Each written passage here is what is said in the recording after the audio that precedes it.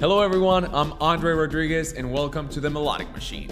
The Melodic Machine. In this week's video, we're going to be talking about publishing. Publishing is the act of promoting, protecting, and accounting for music compositions. So if you're an independent songwriter, chances are you're also your own music publisher. That means that you don't have to ask permissions to do things like license your song to a friend who wants to use it on a video. But that also means that you're limited to the contacts that you have.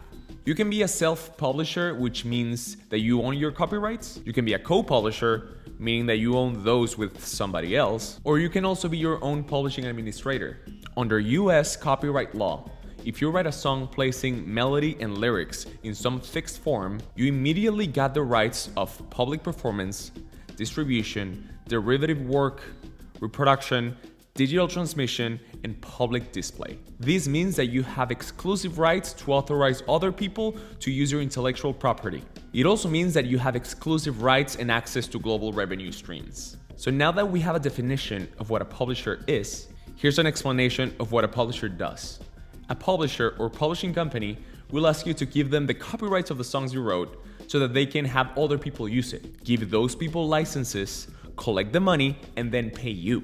These four things are known as administration rights, which you can sign over in a standard publishing agreement. And hey, when I say that they ask you to give them your copyright, that doesn't mean that they're asking you to give them 100% of it, or at least not forever. What it means is that they will ask for a certain percentage of your copyright for a certain amount of time so that they can also profit from this job. Usually, this income is split 50-50. Before we keep going, I just want to make extra clear that publishing companies are not record labels. They live in different worlds, just as we explained on our previous video about splits and royalties. Publishing companies take care of the composition side of the royalties, and record labels of the mechanical side, amongst other things. There are major publishing companies owned by major labels, there are big publishing companies that are independent, and there are small publishing companies.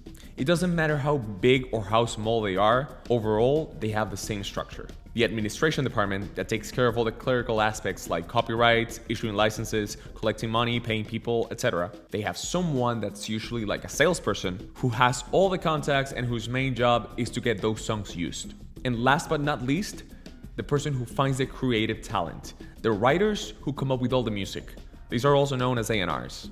My personal belief is that even if you are an independent artist, you should try and land a publishing deal. Think about it this way. If you, as an independent artist, are already taking care of all the aspects that a record label takes care of, like paying for your own recording, touring expenses, merchandising, etc., having a publishing company can make your life a lot easier because you can focus more on performing, writing, touring, and things like that, while someone else is making your compositions generate income for you. Next week, we will be talking about sync and licensing. So if you like this video and are interested in learning more about the music industry, please subscribe, like, share, and leave a comment below. We'll see you next week for another episode of The Melodic Machine. The Melodic Machine.